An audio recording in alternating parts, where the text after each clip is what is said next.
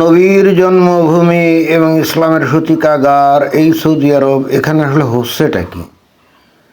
এই সৌদি আরব এরা কি ইসলামকে একেবারে কলা সোবড়ার মতো ছুঁড়ে ফেলে দিয়ে এরা কি এখন পশ্চিমা ধাঁচের আধুনিক হতে চাচ্ছে নাকি? তা যদি না হয়, এইটা আমি কি ধরনের খবর শুনলাম, এই সৌদি আরবে নাকি মদ বিক্রি শুরু হয়ে গেছে।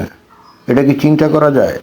বাংলাদেশের ইমাম, আলেম, মুয়াজ্জিন, ইসলামী স্কলার এবং তৌহিদি জনতা, তারা যদি এই খবরটা শোনে তাহলে তো তারা অজ্ঞান হয়ে যাবে। এরপর তারা কিভাবে আর ইসলামের পক্ষে যুক্তি দেখাবে বুঝছি না। তো যাই হোক, সেই আলোচনা একটু পরেই করা যাবে। তো তার আগে ঘটনা কি, মানে খবরটা কি, সেটা আমরা একটু মনোযোগ দিয়ে শুনি। একই কাণ্ড, এই যে একটা বারে এই যে বিয়ার নিয়ে দেখেন, বোরখাওয়ালি এক নারীকে এই যে পরিবেশন করল, আর সে কি সুন্দর বোরখার মুখটা একটু উপরে তুলে দিয়ে সে কিন্তু বিয়ার এই যে পান করছে। এটা চিন্তা করা যায়? এটা তো অকল্পনীয়। এবং এই ঘটনাটা নাকি সৌদি আরবের, চিন্তা করা যায়। ৭৩ বছরের কঠোর নিষেধাজ্ঞার পর হঠাৎ করেই ঐতিহাসিক এক মোড় নিতে যাচ্ছে সৌদি আরব। তো কি ধরনের ঐতিহাসিক ঘটনা? ইসলামের দুই পবিত্রতম নগরের দেশটিতে এবার বৈধভাবে মদ কেনার সুযোগ পাচ্ছেন কূটনীতিকদের পাশাপাশি ধনী বিদেশিরাও। আর বিশাল এই পরিবর্তনের কেন্দ্রবিন্দু রিয়াদের অভিজাত ডিপ্লোম্যাটিক কোয়ার্টার। এই খবর কখনো আমি শুনবো, এটা আমি কল্পনাই করি নাই। এটা কি কথা? নবীর দেশ, ইসলামের সূতিকাগার, তো সেইখানে ৭৩ বছর ধরে এখানে মদ পান নিষিদ্ধ ছিল, এখন সেখানে মদের দোকান খুলে দিয়েছে। তাও আবার কি, যে শুধুমাত্র ডিপ্লোম্যাটরা যে এখান থেকে মদ কিনবে পান করবে এটাই না, এখন অনেকটা বলা যায় যে জনসাধারণের জন্য খুলে দেওয়া হয়েছে। এইটা আসলে কি সঠিক ঘটনা? এখন মেইন মিডিয়াতে খবর যখন দিচ্ছে তখন মিথ্যা খবর দিচ্ছে, তা তো মনে হওয়ার কোনো মানে কারণ নেই, তাই না? এবার ঠিক এখানেই কোনো সাইনবোর্ড ছাড়াই বেজ রঙের একটি নিরীহ ভবনের ভেতর খুলে গেছে এমন একটি দোকান, যাকে বর্তমানে সৌদি আরবের সবচেয়ে স্পর্শকাতর সামাজিক পরীক্ষাগার বলা হচ্ছে। কারণ এখানেই বিক্রি হচ্ছে বিয়ার, ওয়াইন আর হুইস্কি। আপাতত সাইনবোর্ড দেয় নাই, এরপরে সাইনবোর্ড দিবে। আর না দিলেও কোনো কিছু যায় আসে না, কারণ যারা মালখোর তারা ঠিকই এই জায়গাটা খুঁজে নিবে। এবং নট অনলি দ্যাট, এটা কিন্তু খুব তাড়াতাড়ি বিখ্যাত হয়ে যাবে, এতে কিন্তু কোনো সন্দেহ নাই। এমন মনে করার কোনো কারণ নাই যে এই জায়গাটা মানুষ চিনবে না। দেখা যাবে যে কোনো রকম ওই সাইনবোর্ড বা বিজ্ঞাপন এগুলো ছাড়াই ওই রিয়াদের সবচাইতে জনপ্রিয় জায়গা হবে এটাই। লোকজন এসে দলে দলে এখান থেকে মাল কিনবে। এবং ইন্টারেস্টিং ব্যাপার হলো, দেখা যাবে যে লাইন দিয়ে কিনতে হবে, কারণ মাত্রই তো দোকানে একটা, তাই না? যেটা একটা দিয়ে শুরু, এবং ধরে নেওয়া যেতে পারে যে একটা যখন দিয়েছে তখন আরও দিবে, তাই না? কারণ সৌদি আরবের লোকজনের টাকা পয়সার তো আর অভাব নাই, তো এরা কি করবে? একটা দেশে শুধুমাত্র পকেটে টাকা থাকবে, খাইবে, লবে, তারপরে বিয়ে শাদিকার করবে, যৌন কাজ করবে, আনন্দ করবে, তারপরে বাচ্চা কাচ্চা পয়দা করবে। ভাই, শুধুমাত্র এভাবে তো মানুষের জীবন চলে না। মানুষের জীবনে তো বিনোদন দরকার আছে, মানুষের জীবনে বিনোদন দরকার আছে। এবং এই অ্যালকোহল পান সেই বিনোদনের একটা অন্যতম উপায়। মানুষ যে বেসিক্যালি মাতাল হওয়ার জন্য মাল খায় তা কিন্তু না, জাস্ট মালটা খাইলে শরীরের মধ্যে একটা চমৎকার একটা অভিব্যক্তি অনুভূতি তৈরি হয় এবং মনটা অনেকটা হালকা হয়ে যায়। মনে করেন যে আপনি অনেক পরিশ্রম করছেন এবং অনেক মানসিক পরিশ্রম যাচ্ছে, বা আপনি খুব দুশ্চিন্তাগ্রস্ত আছেন, এই মোমেন্টে হালকা 2 পেগ হুইস্কি অথবা 1 গ্লাস মদ, ওয়াইন, অথবা 2 ক্যান বিয়ার আপনাকে কিন্তু খুবই খুবই আনন্দ দিতে পারে। এবং তখন দেখা যাবে যে আপনি দুঃখ বেদনা ভুলে গেছেন। কিন্তু কথা হচ্ছে যে ইসলামে তো এগুলো হারাম। এবং হারাম কি কারণে, এখানে একটা জিনিস বুঝতে হবে যে ইসলামে কিন্তু প্রথমেই এই মদকে হারাম করে নাই।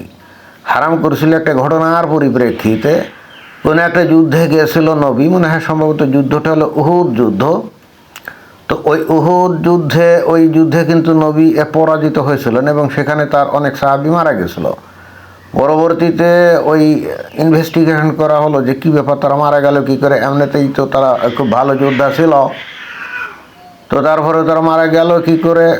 তখন পরীক্ষা নিরীক্ষা করে দেখা গেল যে তারা বস্তুতই যুদ্ধে যাওয়ার আগে মাল খাইছিল, মানে মদ খাইছিল। এখনকার ওই যে হুইস্কি টুইস্কি তো না, সেই 1450 বছর আগেকার কি কিসিমের মদ ওরা তৈরি করতো কে জানে, মানে খেজুর টেজুর দিয়ে এগুলা করতো, তাই না? খেজুর দিয়ে করতো, বা খেজুরের রস তো তারা বাইর করে না, তা খেজুর দিয়ে করতো, খেজুর পচিয়ে টুচিয়ে করতো আর কি। তো ওতে নেশা কিন্তু কম হতো না, ওতে নেশা একেবারে যে কম হতো তা কিন্তু না। কারণ আমরা দেখেছি যে শুধুমাত্র ভাত পচিয়ে এমন ধরনের মদ বা তাড়ি তৈরি করে যে উপজাতীয় অঞ্চলে, তো ওইগুলো খাওয়ার পরেও কিন্তু অনেকে বেশ ভালোই নেশাগ্রস্ত হয়।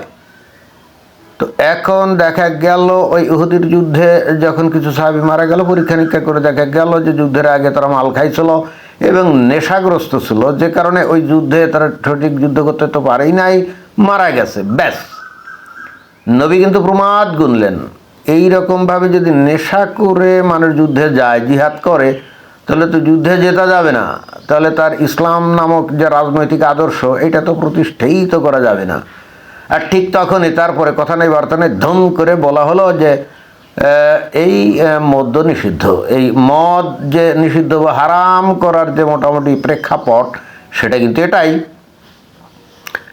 এটাই, অর্থাৎ পরিস্থিতি সাপেক্ষে নবী কিন্তু যেটা চাইতেন পরিস্থিতি সাপেক্ষে সাথে সাথে দেখা যেত যে সেই অনুযায়ী আয়াত নাজিল হয়ে যেত। অর্থাৎ অন্য কথায় যেটা মনে হয় যে আল্লাহ বুঝতো না যে মদ খাওয়া যে আসলে যে খারাপ কাজ, বা মদ খাইলে মানুষের নেশা হয়, সঠিক চিন্তা ভাবনা করতে পারে না, কাজ কারবার করতে পারে না, এটা আল্লাহ কি অজ্ঞাত ছিল নাকি? যদি অজ্ঞাত হয়ে থাকে তাহলে নবীকে বলতে হবে যে হে আল্লাহ, মদকে মাতাল হয়ে যুদ্ধে গেছিল, এই জন্য মারা পড়ছে, হে আল্লাহ তুমি মদকে হারাম করে দাও, এবং তারপর আল্লাহ মদ হারাম করবে।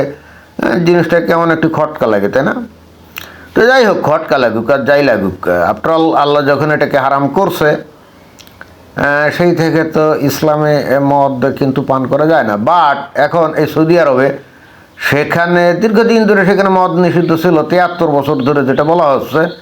এখন কথা নাই বার্তা নাই, এখন সেখানে মদের দোকান খুলে বসা হয়েছে, এবং আপাতত একটা, এবং আমি নিশ্চিত আগামী 2-3 বছরের মধ্যে দেখা যাবে কয়েক ডজন দোকান সেখানে খুলে যাবে। কারণ ওই সৌদি আরবের লোকজনদের টাকা পয়সার তো অভাব নাই, কিন্তু তাদের দেশে বিনোদনের একমাত্র ওই নারী সঙ্গ ছাড়া 2-3টা বউ, তার সাথে যৌন কাজ করো।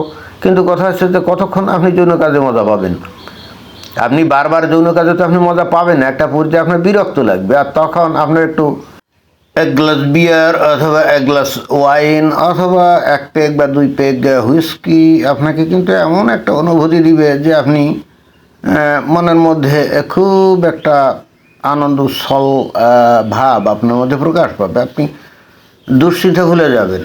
এটা কিন্তু মানুষের জন্য খুবই প্রয়োজনীয়। মানুষ কিন্তু এমনি এই যে অ্যালকোহল পান করে না, মানুষ কিন্তু মাতাল হওয়ার জন্য অ্যালকোহল পান করে না। যদিও বাংলাদেশে সাধারণ মানুষের ধারণা মাল খেয়ে নাকি টাল হয়ে যায়। এই যে আমি ভারতে ঘোরাঘুরি করি, এখানে রাস্তাঘাটে যেখানে সেখানে মোড়ে মোড়ে মদের দোকান, মানুষজন তো দেখি অনেকেই খায়, রাস্তাঘাটে আজ পর্যন্ত তো কোনো দিন মাতাল দেখি নাই। এখন যাই হোক, আসল কথা হচ্ছে যে ইসলামের সূতিকাগার এবং নবীর জন্মভূমি এই সৌদি আরবে কেমন তারা ইসলাম বিরোধী কাজ করতে পারে এটা তো বললাম না। তবে হ্যাঁ, একটা ব্যাখ্যা এখানে হতে পারে, যেমন একটা হাদিসে আছে, এটা নিয়ে আমি কিন্তু আগেও ভিডিও করেছি, সেখানে বলা আছে যারা নাকি এই জগতে মদ্যপান করবে তারা পরজগতে অর্থাৎ বেহেশতে গিয়ে বেহেশতের শরাব মানে সুরা মদ এটা পাবে না। তো তাহলে কিছু লোক মনে করতে পারে ঠিক আছে, বেহেশতের যে মদ আছে ওইটা আমি খাবো না, আর ওইটা খাওয়ারই বা কী দরকার, কারণ ওটা খাইলে নাকি নেশা হয় না। তো দুনিয়াতে মানুষ মদ হুইস্কি বিয়ার এগুলো খায় তো একটু নেশা হওয়ার জন্য, তাই না? এবং এই জন্য হাজার হাজার টাকা খরচ করে। তো যা খাইলে কোনো নেশাই হয় না, তো ওটা খাবে না। তাহলে দুনিয়াভি যে মালগুলো আছে এগুলো পান টান করে একটু নেশা টেশা করবে। এটা একটা মনে হয় যে দিক হতে পারে। হয়তো এই হাদিসটা সৌদি আরবের সরকারের নজরে পড়লো কি না, যে এই হাদিসের আলোকে হয়তো বলছে ঠিক আছে, তোমরা যারা বেহেশতে মদ পান করতে না চাও তারা এখানে এসে মদ পান করো। এটা 1 নম্বর হতে পারে। আর নাম্বার 2, যেটা এতদিন বাদে কি তাহলে সৌদি আরব বুঝতে পারছে যে ইসলাম ধর্ম আসলে কোনো ধর্ম না, এইটা আসলে একটা পলিটিক্যাল আইডিওলজি। 1450 বছর আগে কোনো একজন ব্যক্তি এই আইডিওলজিটা তৈরি করে ওই বেদুইন আরব যারা ছিল তাদের একত্রিত করে একটা রাজ্য তৈরি করছিল এবং তারপরে ওই রাজনৈতিক আদর্শটাকে ধর্মীয় আদর্শ হিসাবে চতুর্দিকে প্রচার করছে। তো যখন একটা রাজনৈতিক আদর্শ ধর্মীয় মোড়কে চতুর্দিকে চলে গেছে, এখন এই যে আরবি ভাষায় তো এই কোরআন হাদিস বা ইসলামের যাবতীয় কিছু লেখা, তাই না? তো আরব দেশের লোক এখন ওই যে তাদের যে প্রধানমন্ত্রী সালমান, তো সে তাহলে কোরআন হাদিস পড়ে বুঝছে যে না, এটা তো আসলে কোনো ধর্ম টর্ম না, এটা হলো একটা পলিটিক্যাল আইডিওলজি। যখন প্রয়োজন ছিল তখন আইন টাইন করছিল, আর আজকে এই একবিংশ শতাব্দীতে এখন এই মদ্যপান এইগুলো মানে অবৈধ, এইগুলো বলা মানে পাগলামি ছাড়া আর কিছুই না, ব্যাকডেটেড ছাড়া আর কিছুই না। এই হেতু সে হয়তো এটা অনুমোদন দিয়েছে। এখন এই বাংলাদেশের মমিন মুসলমানরা, তৌহিদি জনতা এ বিষয়ে কী বলবে কে জানে। তবে অলরেডি বাংলাদেশের কিছু কিছু হুজুর কিন্তু বলা শুরু করে দিয়েছে যে সৌদি আরবের মানুষ আস্তে আস্তে ইসলাম ত্যাগ করছে। তো এটা থেকে বাংলাদেশের মানুষের কী শিক্ষণীয় আছে? সৌদি আরবের লোকজন তাদের ভাষায় নাজিলকৃত কোরআন এবং তাদের ভাষায় লিখিত হাদিস পড়ে যদি তারা এটাই মনে করে যে ইসলাম আসলে কোনো সত্য ধর্ম না, এটা জাস্ট একটা পলিটিক্যাল আইডিওলজি, যার যা পছন্দ হবে গ্রহণ করবে, যার যা পছন্দ হবে না গ্রহণ করবে না। তবে ওই আইডিওলজি দিয়ে মানে মদ বা হুইস্কি এইগুলোর মতো একটা সুন্দর জিনিস, পানীয়, এটাকে বর্জন করার কোনো অর্থই হয় না। এবং সেহেতু হয়তো সৌদি সরকার এখন এই যে দোকান টোকান করার পারমিট দিয়েছে, তাই না? তো বাংলাদেশের মমিন মুসলমান যারা এই সৌদি আরবে আছে তারা কিন্তু চেষ্টা করে দেখতে পারে, কারণ ওখানে মালের দোকান দিলে ভালোই বেচা কিনা হবে, লাভ কিন্তু খুব ভালোই হবে, বুঝছেন? আপনারা চিন্তা করে দেখতে পারেন। ধন্যবাদ।